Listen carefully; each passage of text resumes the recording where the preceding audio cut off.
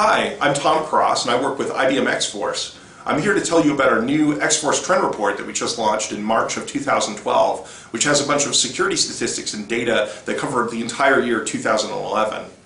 We've seen some interesting attack activity crop up on the internet during the latter half of 2011.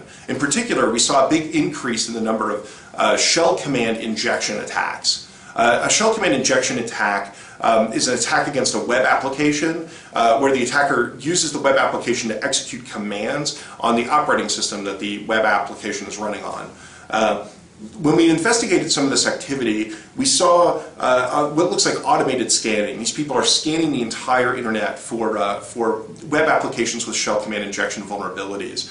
We probably saw 2 to 3 times the amount of that activity happening this year that we saw in 2010. And it's pretty similar to the kinds of activity we've seen with SQL injection, SQL injection vulnerabilities in web applications. We see automated scanning, looking for those vulnerabilities and exploiting them. However, people have kind of gotten the message about SQL injection. There were a number of prominent breaches in 2011 that involved SQL injection vulnerabilities, and we've seen people take action to try to stop those vulnerabilities from getting exploited. The number of SQL injection vulnerabilities that were disclosed in publicly maintained web application software decreased by 46% this year over last year. So, there's some real improvements in that area, and it's possible that attackers are adapting to that situation by targeting shell command injection vulnerabilities instead. Basically, it presents a new opportunity that, may not be as well managed as SQL injection on the internet at this point. So that's an important point to take. If you run a web application, you should make sure you don't have those kinds of issues. We've seen both positives and negatives this year on the computer security front. One positive development is that the volume of spam email was about half of the volume that we were seeing in 2010. So that's a big victory. We attribute that victory to the takedown of a couple of botnets that were being used to send spam, most prominently the Rustock botnet. So that's been great. However, we've also seen an increase in the level of phishing that was going on.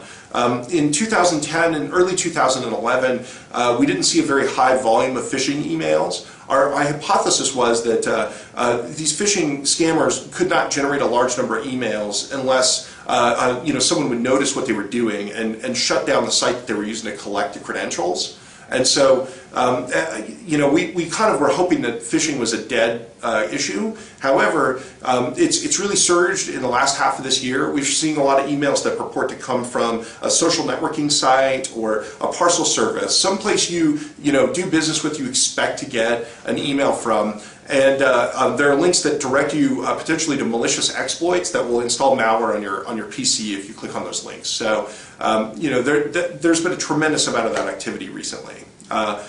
Our report has tons of statistics like this, both charting new attack developments as well as improvements that we're seeing in computer security. Go to ibm.com/security. You can download a copy, and there's lots of rich data there, so please check it out.